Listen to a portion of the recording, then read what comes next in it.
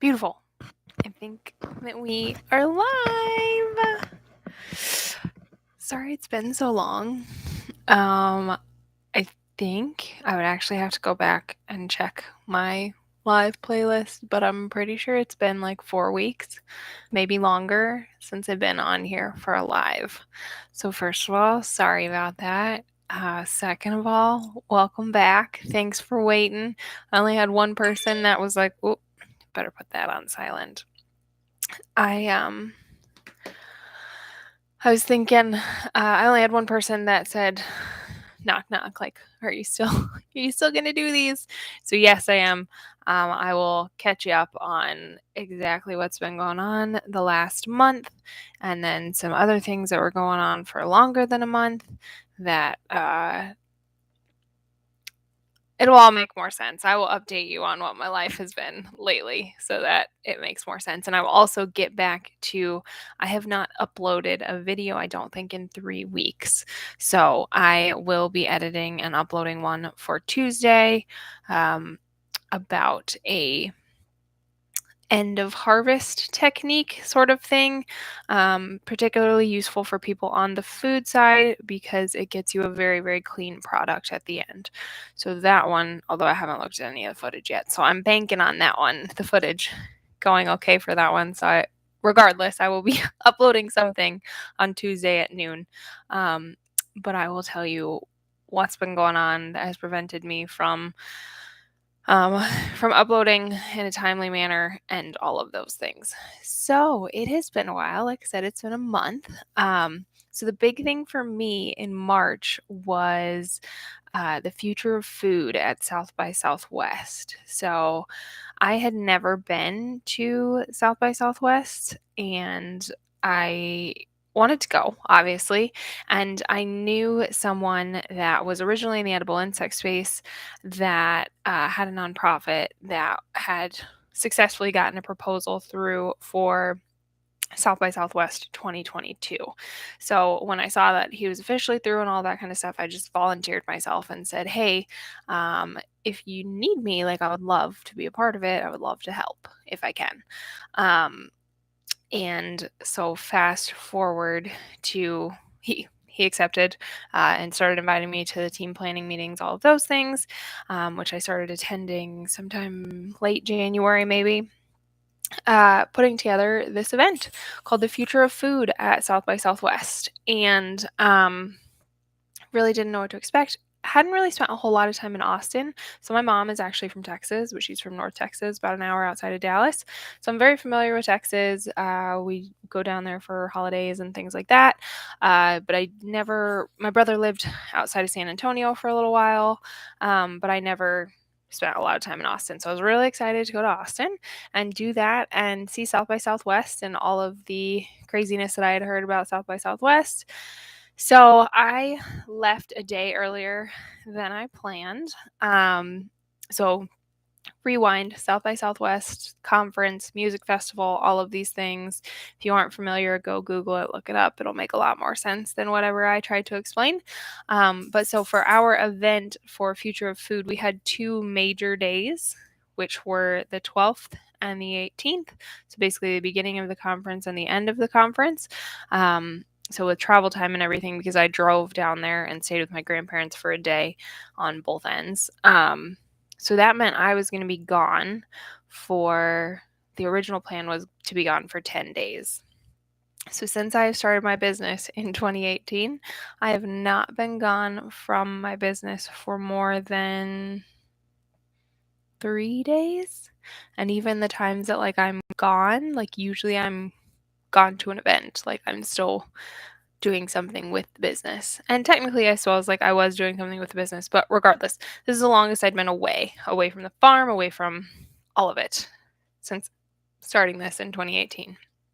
So I already had some anxiety going down into it. Luckily and thankfully, Willie learned how to do everything in terms of fulfilling orders and all that stuff. So I made sure that I had enough inventory up and ready to go. so that he would be able to fulfill any orders that I had come through while I was gone. I also had Kira, who was taking care of my barn so that I knew my crickets were okay. I knew by the time I left, I was going to shoot. We're going to have some chirping. Breeding's going to need to happen while I'm gone. And honestly, like harvest probably should have happened while I was gone, but it is what it is. You win some, you lose some. So anyways, was intending to only be gone for 10 days, but there was a massive winter storm that was supposed to go through like Kansas and Missouri, which was my main route. So I ended up checking the weather and everybody talked me into leaving a day earlier and that everybody had it handled, and everybody did have it handled. So I made it to North Texas to my grandparents a day earlier than I planned. So my total round trip was 11 days. Which was a long time, and it feels like a lot of things happened in those 11 days. Future Food was a great event. It was super cool to be a part of it. I do have a cool story that I will share, but I'm going to make that into its own video, and put some different footage and stuff like that with it, because it's just one of those things that I would like to have a video to memorialize it about the memory, I suppose. And so yeah, it was a really cool trip. It was a lot of driving. I was very, very tired.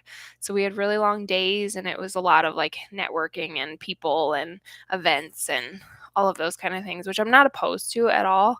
But it's definitely not like I'm not a gigantic people-y person. I am. I do enjoy interacting with people. I do enjoy meeting people. I do enjoy hearing their stories. But then I need some recharge, like by myself. And so there was a lot of days in a row of a lot of people. So I ended up very, very tired by the end of it. But did not have time once I got home to stop and rest. And the reason for that was back in the end of January, I got headhunted, recruited, discovered, all the wrong words, but that'll make more sense when I tell you the story. Was reached out to by an individual about applying for a new TV show. And I thought I was getting spammed, but I was like, sure, whatever, like I'll fill it out. So I filled out the application and then just kept going through the process of the application and kept getting further and further in rounds for this particular TV show, all the way up to signing releases, signing waivers, signing a bunch of stuff. And the big scary part of it, but what South by Southwest became kind of like a test run for, was I was potentially going to be gone from my business for 10 weeks, like 10 full weeks. Would have had access to some things, so laptops and cell phones, like within limited amounts. But in general, like it was going to be a long time being away. So, I went through, like I said, all the way final stages of casting. Technically, like today on April 3rd would have been the day that I would have been leaving. They cut me last Friday. So 8 days prior to leaving, I thought I was in. I thought I was going. I was really, really stressed out coming back from South by. Like I said, I did not have a moment to breathe, because it was immediate, hit the ground running, get like gigantic wholesale orders fulfilled that I got while I was gone for South by Southwest. That I had to take care of that. I hadn't written the procedure out for that. That was what I was planning on doing in the 2 weeks between South by Southwest and leaving. So I had to get a very large wholesale order, which took a really big dent in the inventory that I thought I was going to have sitting on the shelf for me to be gone for 10 weeks. So then I was scrambling for that whole first week, trying to get a bunch of inventory built up so that I could walk away from my business for 10 weeks. And then I got an email saying I was cut on the Friday, that Friday of that first week. So these last 9 days have been, I've taken things a lot slower. Had to harvest the entire cricket barn by myself. That's another story for another day. Everything works out because the person I had watching the barn and who I was going to have watch the barn while I would have been gone got really sick and couldn't come in, which meant had to harvest and and babies started hatching 3 days earlier than I anticipated. Like, it was, it all works out. There's a reason that I'm not going. And if it was just that I needed to manage the barn this week so that I had a barn going forward, so be it. So yeah, so I went from super duper stressed to I'm always stressed. I feel like I'm a business owner, you're always stressed, but super duper stressed to not quite as stressed due to getting cut by said TV show. So I was hoping at some point I was going to get to reveal that, like, I went through this whole process. I went on this TV show. It was really cool. Da da da da da. But sometimes that's how it works out. But so that just means now that I have some more time to get some things done that I was sort of neglecting and or putting off. We have to get our grant finished up for our 214 main project that is due on the 15th. We have basically everything together, so it's just sort of getting the last bit taken care of. But yeah, so that has been where I've been for the last month. Like I said, it was South by Southwest, and then it was straight into being stressed and thinking that I was going to be gone.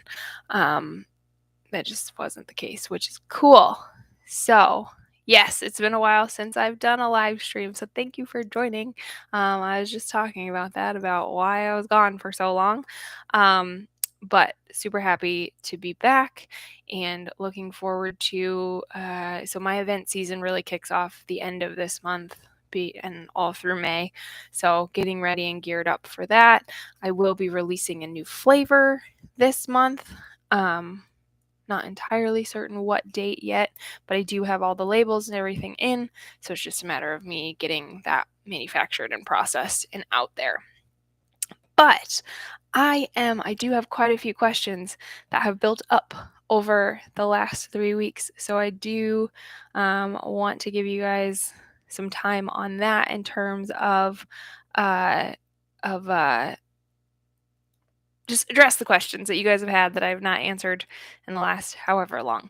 I'm trying to pull them up on my phone here. That was my own fault. Haven't done this in a while, and now I've come very unprepared. Sorry about it. But yeah, so whoopsies. Okay, let's go see. Okay, so first question I'll just give you the context of it. It's quite a bit of information, which I appreciate. A lot of information and questions. It helps me give a more specific answer. So anytime you can offer that, that is super helpful. And as always, if you're watching this and you have a question from something, please drop it in the chat. Happy to help. So this question is, I'm on my third batch of 3 dozen crickets from local Petco and they keep dying on me. I wonder if my Sterlite cabinet has residual chemicals on it or the egg cartons. Like, they're fat, move around fine inside the plastic bag before I bring them home. I've set up water, food with ground oatmeal powder and fish flakes, egg cartons for habitat, chick water with aquarium gravel, but then I come back every day and more are dying off. They look like they're twitching and then expire. Not enough water, not enough food, or maybe they can't access it. Sure, I have pinhead babies that are doing fine. I just wonder why the adults are dying. Ammonia smell / more air movement, question mark. I mean, sure, I know my temp drops at night, but the heat lamp keeps it at least 80 degrees. So my first thought on this is not that you are lacking some sort of resources. So not that you're lacking food, not that you're lacking water. If you're keeping them 80 or above, you're doing fine on that too. My first thought on this, just based off your description of saying like they're fat and big, they are probably completely mature and need to be fed within like the next day or two, or they are going to die. So this question actually came up in a presentation that I gave this past week to a local Kiwanis club. They asked, what is the life cycle of a cricket? And in the wild, crickets maximum will live for 5 months. And the only reason that they live that long is because they're enduring temperature going up and down. If you keep them at a constant temperature in a controlled environment, they are not going to live very long. So I say 45 days from hatch to fully grown. If I don't harvest them within like 47 days, my die off is going to become significant. And that's not from anything in terms of lacking resources. So no problem with water, no problem with food, really no problem with air quality. The problem is they're just old. They're at the end of their life. Like they're geriatric crickets. So my guess is that if you are day by day just noticing more of them dead, and it's not like a single event where all of a sudden all of them are dead, you're probably aging them out. Like they're probably past their useful life, if you will. And so they're just dying. Just based off of that information, that would be what I would guess. I don't think that you probably need to do many adjustments. Like don't worry about any residual chemicals in your Sterlite unless you were using it for something completely different. Like that's a different story. But my guess, just based off that description, is that they're probably getting too old and just dying. So if you can get them a little bit younger from your Petco, if you're looking at breeding them, then do. So if you can go one molt less, so 10 days earlier, depending on the conditions that they're at, you might get more useful life out of them, if that makes sense. I hope that helps. Okay, question in the chat. I use crickets as feeders for my chameleons. My source, rainbow mealworms, has had a shortage of 4 to 5 week old. Do you have any idea why this is? So I don't necessarily.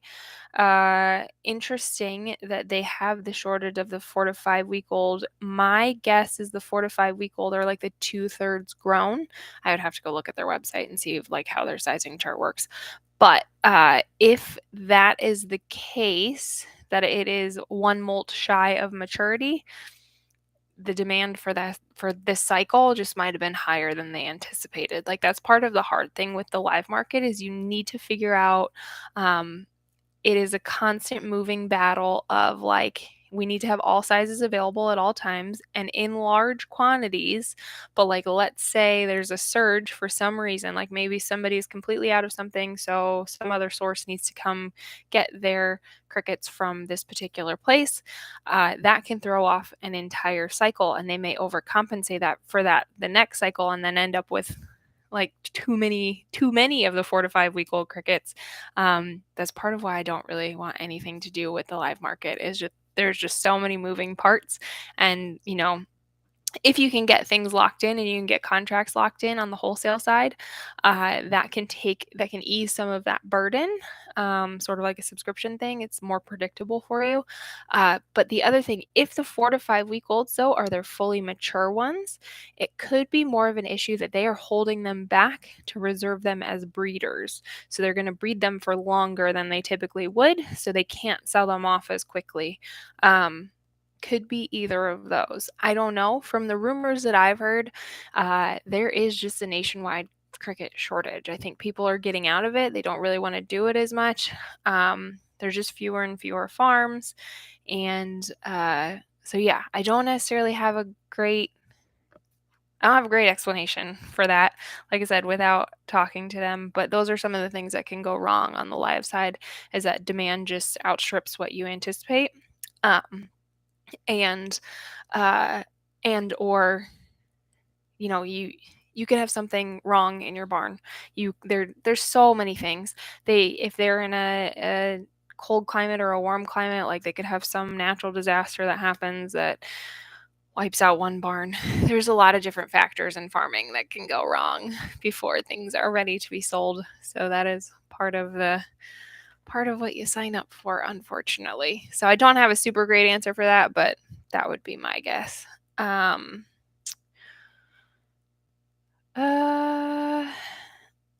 me see.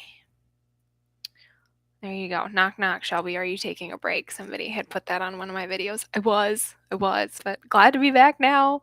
Sorry. Let me see. Okay. This question, and I get this question a lot too. Yes, you can, whoever that was, you can ask questions there. Please feel free to drop your questions in the chat if you have them. Happy to try to answer them. Okay, so this one, will feeder crickets be too loud to keep in my bedroom, or should I keep them outside instead? So I get this question from people who are like, "Oh, well, I could grow crickets." Or like, "I can just do it in my basement. I can do it in my house. I can do whatever."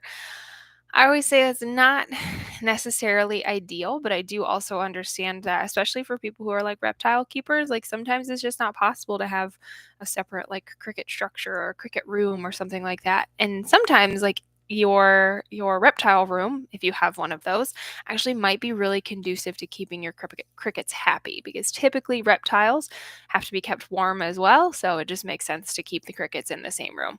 So keeping them in your bedroom, I would worry about temperature. Um, I don't know how warm you sleep. I don't like to sleep super warm, so the idea of being in the 70s even in a bedroom seems like it would be a little bit too warm for me. But hey, whatever. And um, maybe you can just do a like heat lamp or something like that, like in one corner, and it doesn't really impact things. Like they definitely can be kept in your bedroom. And then depending on what size you need to feed them out, like you may not ever have them be loud. Um the males only chirp when they are mature. So like if whatever animal you're feeding needs smaller crickets, then great. Like you don't ever really have to worry about noise. For you, you'd be more worried about like smell and hygiene and that kind of stuff.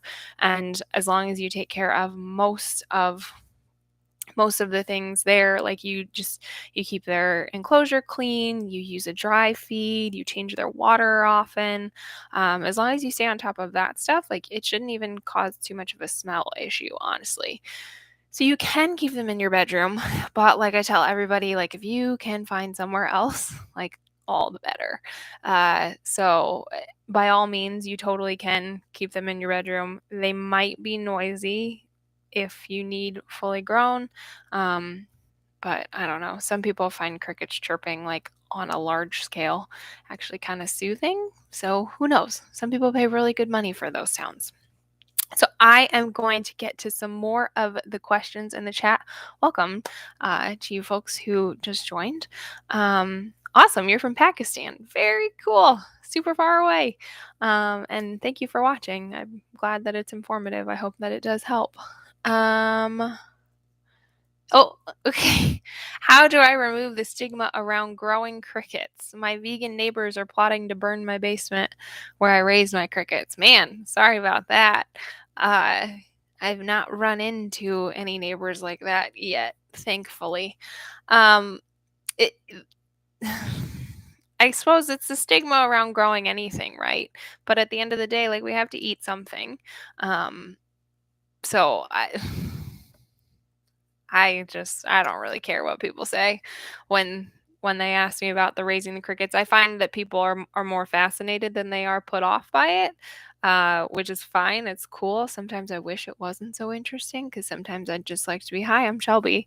Um, you know, don't worry about what I do. It's not important. I am more than just what I do. But that's another conversation for another day. So, dealing with the stigma, honestly, the best thing for me has been conversations with people, even people who are vegans. I always tell people, like, I am not going to make any sort of decision for you ethically or anything like that. I'm just going to present you with information. And then at the end of the day, you're the one who has to deal with it and deal with your decisions. So I try to educate people as much as possible. Like almost the same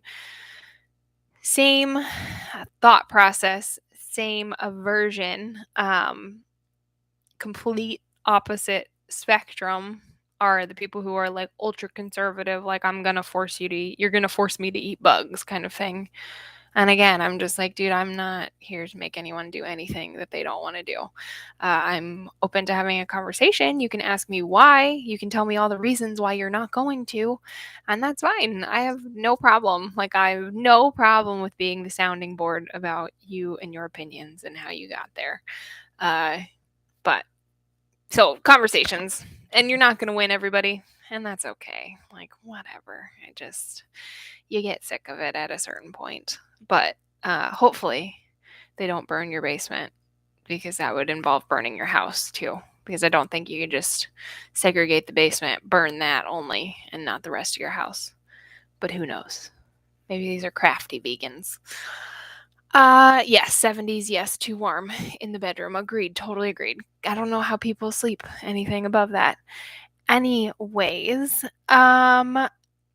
okay. Want to know about the Cricut feed. Which type will we use for the nymph? Okay, so the Cricut feed, I actually do have a whole video dedicated to what feed we use, where we get it, why we chose that one, all of that kind of stuff. But I will reiterate it here. That's no big deal.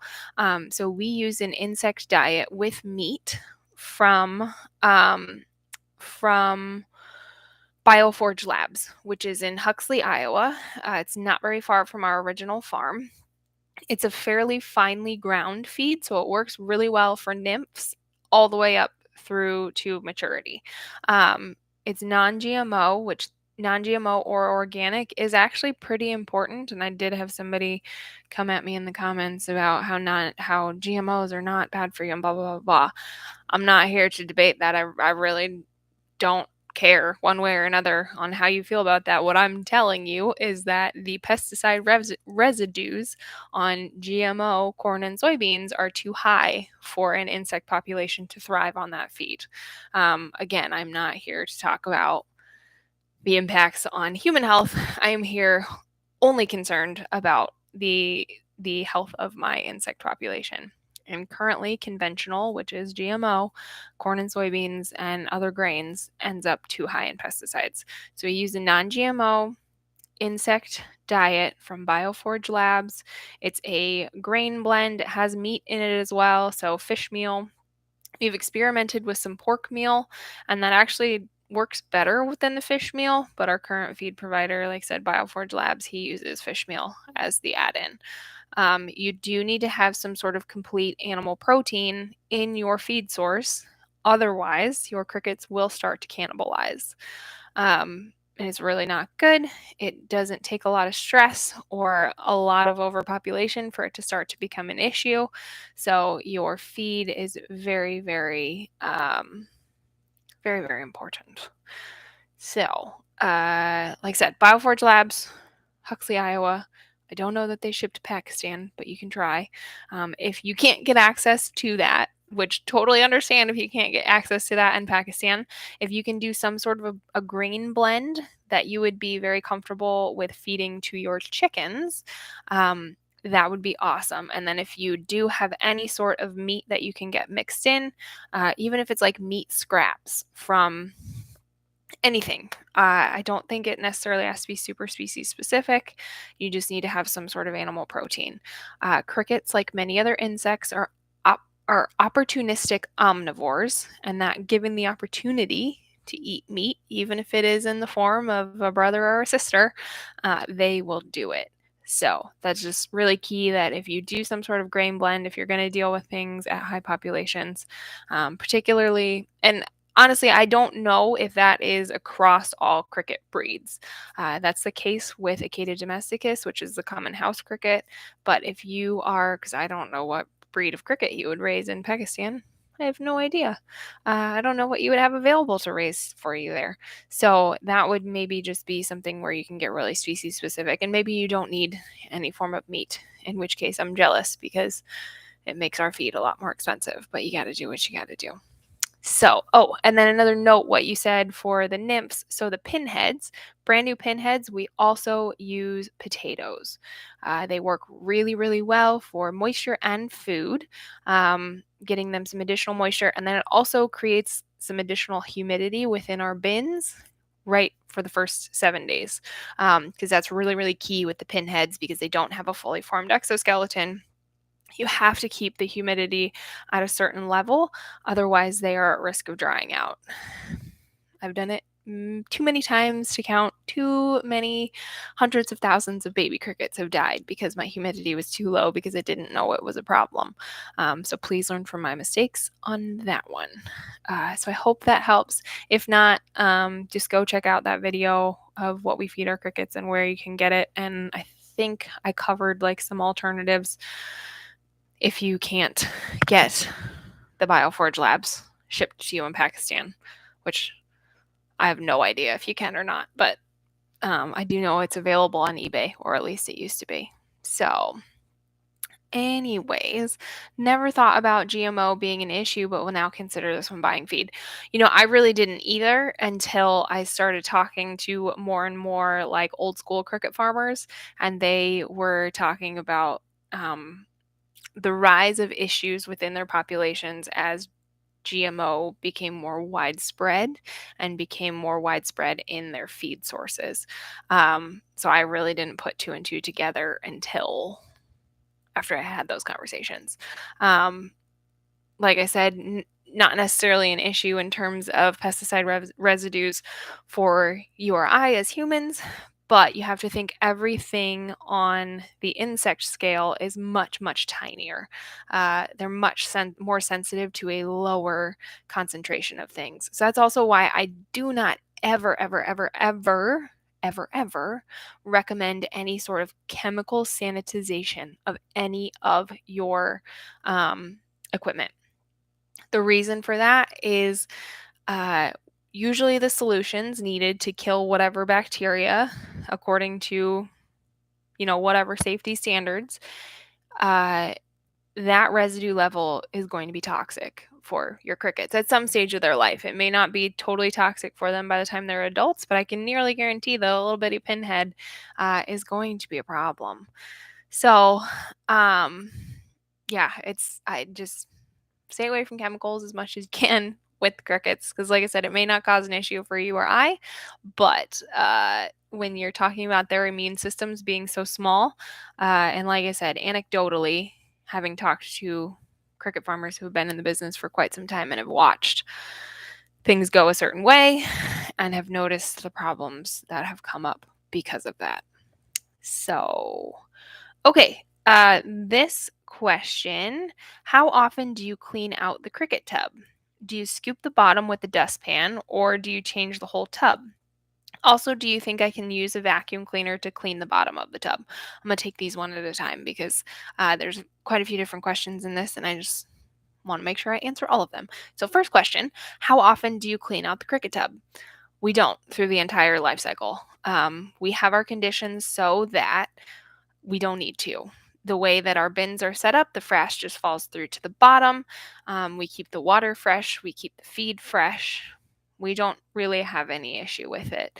When you start to have humidity problems, you're going to need to clean it out more often, because you're going to end up with different molds and bacterias, and it just, you need to keep your moisture in check. Otherwise, you start to have problems all the way through.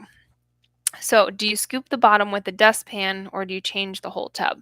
So, I have these cute little, I was trying to see if I have one around here, but I don't. Cute little broom and dustpan like combos that I got at Dollar Tree, which might be $1.25 now because they raised their prices. At Dollar Tree that we use, those are our pooper scoopers, if you will. So we use the brush to brush it all in one corner, scoop it out into the bin. It works really well. It's pretty efficient. So we only do that at the end, right at the end. I suppose you probably take it out in sections and do that like between, but man, that's a lot of labor for probably not a lot of payoff. So if you have one tub that you're dealing with, fine. Give them, have one on rotation that you can just put them in, clean things out. And if you have to raise them in your bedroom, this would be good. You need to have keep a higher check on your like the dirtiness of your tubs if it's in your bedroom, obviously, hopefully. Ugh.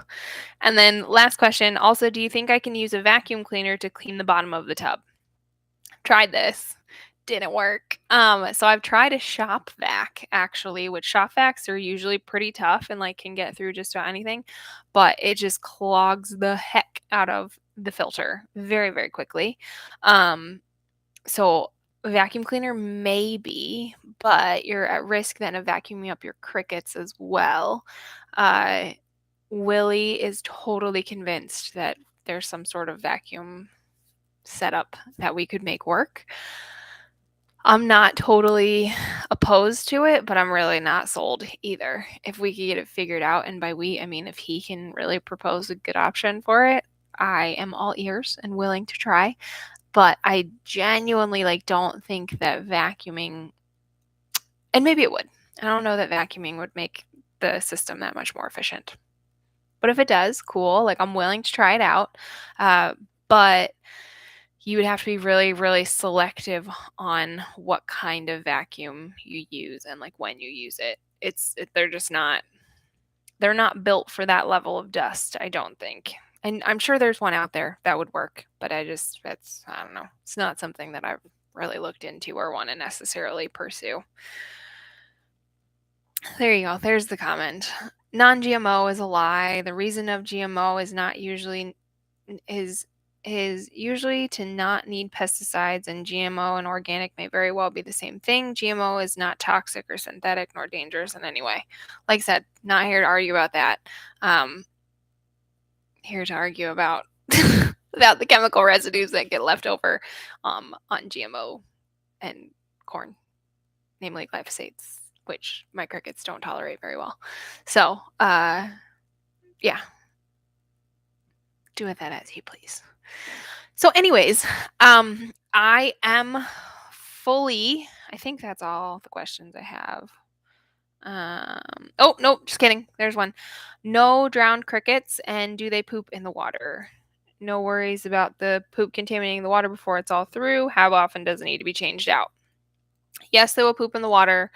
No on the drowning crickets. The rocks prevent a lot of that. Are you worried about the poop contaminating the water? Yes, you always are worried about them soiling the water too much. A little bit is not really going to necessarily hurt anything. How often does it need to be changed out? If you notice that the rocks are really soiled, do it more often. The fresher the feed and the fresher the water, the more healthy the crickets are going to be. But I have lots of bins that go through the whole thing without needing to change it because of it being soiled. So I don't really have a good definitive answer on that one. If it looks gross to you, just change it. It's not going to hurt anything.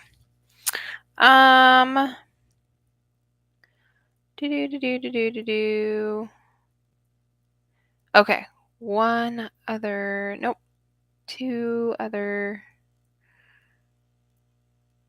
question.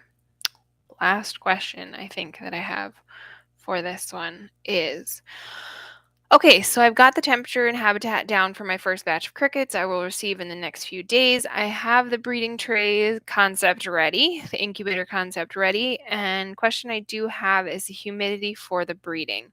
I understand that adult crickets like warm to hot environments with little humidity, something I can make happen here in Colorado. I'm not sure how to increase the humidity. When I incubate eggs, chicken eggs, not cricket eggs. When I incubate eggs, I have to add water to incubator to raise the humidity. Obtaining 65 to 70% is trying, but I can get it there. Now, with the pinheads, I would drown them. Trying this method, what, if any, is your suggestion? I'm at 4,330 foot altitude of Colorado Plains Desert. So it is dry up there. My normal humidity is 10%. Woof. Raining, we can hit 70, and I'm not joking. Wowza. So, last spring here in Iowa, we had our April and May.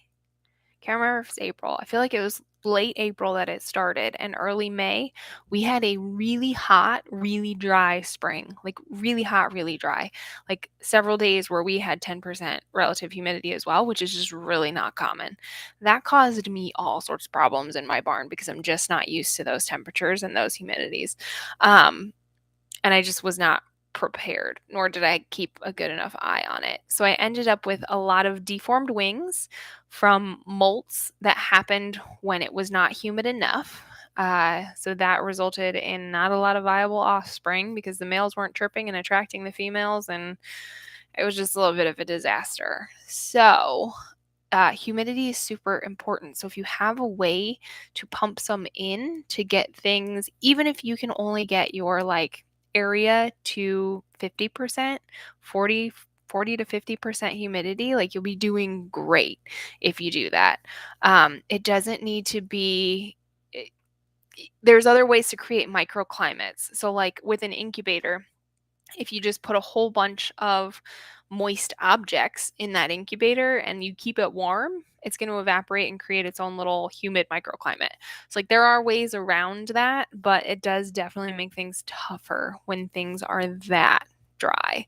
Like I said, it impacts molting, which the molting then impacts the chirping and the breeding and all of that. And then the pinheads, they need their own set of freaking conditions that are separate from everybody else's, and they will still die on you even if they even if they have perfect conditions. They might just decide to die because they're annoying like that. But so yeah, the higher humidity for them, the better, but 10% is going to be really problematic. So yes, if you can pump in humidity in any way, great.